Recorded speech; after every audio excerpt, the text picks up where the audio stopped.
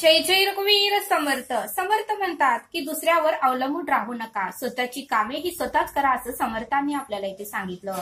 आणि म्हणून समर्थ म्हणतात की दुसऱ्यावर अवलंबून राहिल्यामुळे आपण आपली स्वतःची क्षमता विसरतो असं समर्थांनी आपल्याला इथे सांगितलं. म्हणून समर्थ म्हणतात की दुसऱ्यावर अवलंबून राहिल्यामुळे आपण आपली स्वतःची क्षमताच विसरतो असं समर्थांनी आपल्याला इथे सांगितलं. आणि म्हणून समर्थ म्हणतात की दुसऱ्यांची मदत घेणे चुकीचं नाही, दुसऱ्यांवर विश्वास ठेवणे चुकीचं नाही, पण दुसऱ्यांवर अवलंबून राहणे हे मात्र पूर्णपणे चुकीचं आहे असं समर्थांनी आपल्याला इथे सांगितलं. आणि म्हणून समर्थ म्हणतात की स्वतःची कामे आपल्याला स्वतःच करता आली पाहिजेत असं समर्थांनी आपल्याला इथे सांगितलं.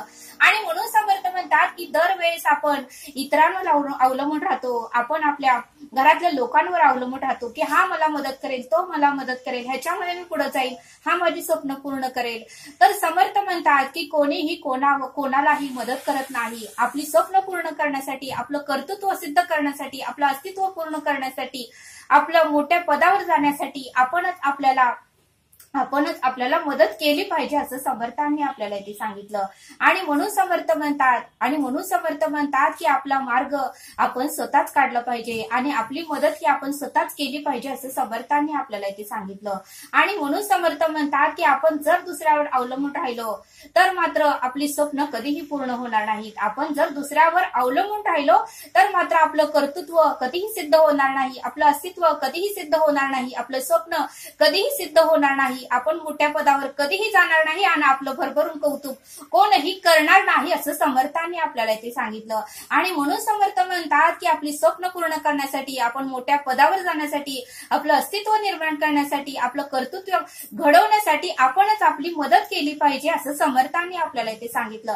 आणि म्हणून समर्थ म्हणतात की दुसऱ्यावर अवलंबून राहिला त्याचा कार्यभाग सवेची बुडाला असं समर्थांनी आपल्याला इथे सांगितलं. म्हणून समर्थ म्हणतात की दुसऱ्यावर अवलंबून राहिला त्याचा कार्यभाग सवेची बुडाला. आणि म्हणून समर्थ म्हणतात की केल्याने होते आधी केलेच पाहिजे, केल्याने होते रे आधी केलेच पाहिजे असं समर्थांनी आपल्याला इथे सांगितलं. आणि म्हणूनच समर्थ म्हणतात की आदत झटकून द्या आणि जे काही करायचंय ते आता करा आणि जाती घडी सार्थक साधा असं समर्थांनी आपल्याला इथे सांगितलं. आणि म्हणूनच समर्थ म्हणतात की घडी ने घडी काळ आयुष्य नेतो देहांती तुला कोण सोडू पाहतो असं समर्थांनी आपल्याला इथे सांगितलं. आणि म्हणून समर्थ म्हणतात की शेवटपर्यंत आपलं आयुष्य हे स्वाभिमानाने जगा, प्रामाणिकपणे जगा, त्यासाठी इतरांवर अवलंबून राहू नका, स्वतःवरच अवलंबून राहा आणि स्वतःची मदत स्वतःच करा असं समर्थांनी आपल्याला इथे सांगितलं.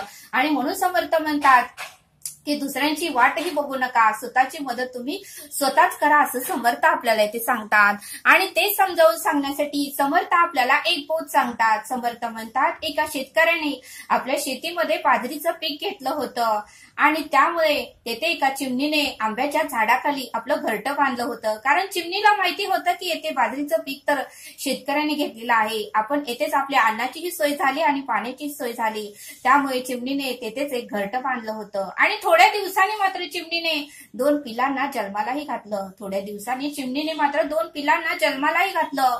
आणि त्या पिलांसाठी ती चिमणी बाहेर जाऊन बाजरीचे कण आणत होती, दाणा आणत होती, पाणी आणून देत होती त्या पिलांना.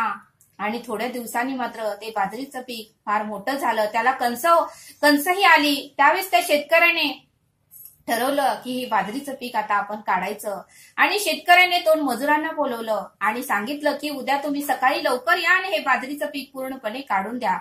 त्यावेळेस ते बोलणं त्या चिमणीच्या पिलाने ऐकलं. आणि थोड्या वेळाने चिमणीच्या पिलांची आई घरट्यात आली. त्यावेळेस त्या पिलांनी चिमणीला सांगितलं, अगं आई आपल्याला हे घरटं सोडून जावं लागणार आहे, कारण आम्ही शेतकऱ्याचं आणि त्या मजुरांचं बोलणं ऐकलं. त्या शेतकऱ्याने उद्याच्या उद्या ही सर्व बाजरीचं पीक काढायला सांगितलं आहे, त्यामुळे आता आपल्याला अन्नाची सोय नाही, आपल्याला दुसरीकडे घरटं बांधावं लागणार. त्यावेळेस त्या पिलांची आई म्हणाली, उद्या जायची आपल्याला काहीच गरज नाही. दुसरा दिवस उजडला तरीही ते मजूर पीक काढण्यासाठी मात्र आले नाही. दुसऱ्या दिवशीही शेतकऱ्याने पूर्णपणे वाट बघितली. पुन्हा मग तिसऱ्या दिवशी मात्र शेतकऱ्याने आपल्या 2 मित्रांना सांगितलं आणि ते पीक काढून घ्या असं सांगितलं. तरीही त्या शेतकऱ्याची 2 मित्रही आले नाहीत. आणि चिमणीच्या पिलाने दुसऱ्या दिवशीचंही बोलणं ऐकलं आणि आईला सांगितलं. त्यावेळी चिमणी म्हणाली, आपल्याला आताही जायची गरज नाही, ज्यावेळेस जायची गरज असेल त्यावेळेस मी तुम्हाला सांगते. आणि ती चिमणी घरट्यातून परत बाहेर गेली. तिसऱ्या दिवशी मात्र शेतकऱ्यांनी ठरवलं की आता मात्र कोणावरही अवलंबून राहायचं नाही, आता मात्र कोणावरही विसंबून राहायचं नाही. आता आपलं कार्य, आता आपलं काम आपण स्वतःच करायचं, केल्याने होते आधी केलेच पाहिजे असं त्या शेतकऱ्याने आपल्या मनाला ठरवलं. आणि शेतकऱ्यांनी ठरवलं की आता आपण दुसऱ्या दिवशी मात्र सकाळी येऊन लवकरात लवकर हे बाजरीचं पीक काढायचं. आणि हे बोलणं चिमणीच्या पिलाने ऐकलं आणि चिमणीला सांगितलं की अगं आई, आता तर मात्र तो मालक स्वतःच हे पीक काढणार आहे. त्यावेळेस मात्र चिमणी म्हणाली, हा आता आपल्याला उद्याच्या उद्या जायचं खरंच गरजेचं आहे. कारण त्यावेळेस त्या चिमणीच्या पिलाने विचारलं, अगं आई, आम्हाला कारण तर सांग, तू एवढे 2 दिवस आम्ही तुला सांगत होतो तर तू आमचं ऐकलं नाहीस, आज जायचं नाही, उद्या जायचं नाही म्हटली, आणि आज मात्र तू जायचा निर्णय का घेतला? त्यावेळेस त्या चिमणीने आपल्या पिलांना सांगितलं, मी तुम्हाला हेच सांगते की तो शेतकरी आतापर्यंत दुसऱ्या लोकांवर अवलंबून होता. पहिल्या दिवशी तो मजुरांवर अवलंबून राहिला, तरीही मजूर शेत कापण्यासाठी आले नाही. दुसऱ्या दिवशी मात्र तो आपल्या मित्रांवर अवलंबून राहिला, तरीही ते मित्र शेत कापण्यासाठी आले नाही. पण तिसऱ्या दिवशी मात्र धाडसाने त्याने स्वतःच ठरवलं, स्वतःच्या मनाला सांगितलं की केल्याने होते आधी केलेच पाहिजे.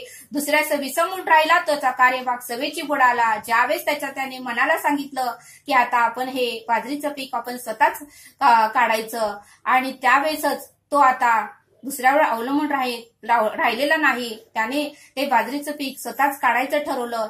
याचा अर्थ माझा पूर्णपणे त्या शेतकऱ्यावर विश्वास आहे आणि तो हे पीक नक्कीच उद्या काढायला येणार, आणि त्यामुळेच आपण आता हे घरटं सोडून जायचं. मग समर्थ म्हणतात की या बोधातून आपल्याला हेच तात्पर्य शिकायला मिळतं की तो शेतकरी मजुरावर अवलंबून राहिला, तो शेतकरी मित्रांवर अवलंबून राहिला.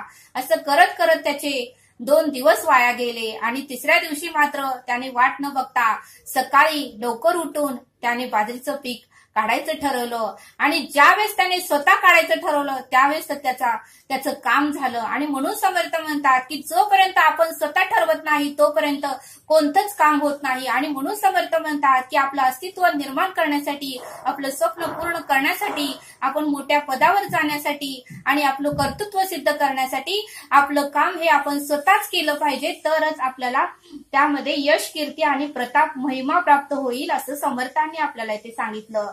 जर आपण इतरांवर अवलंबून राहिलो तर आपण म्हातारं झालो तरी आपलं स्वप्न पूर्ण होणार नाही असं समर्थांनी आपल्याला इथे सांगितलं. आणि म्हणून समर्थ म्हणतात की आयुष्य जगत असताना, जीवन जगत असताना शेवटपर्यंत तुम्ही स्वाभिमानाने जगा, प्रामाणिकपणे जगा, दुसऱ्यावर अवलंबून राहू नका, स्वतःची कामेही स्वतःच करा.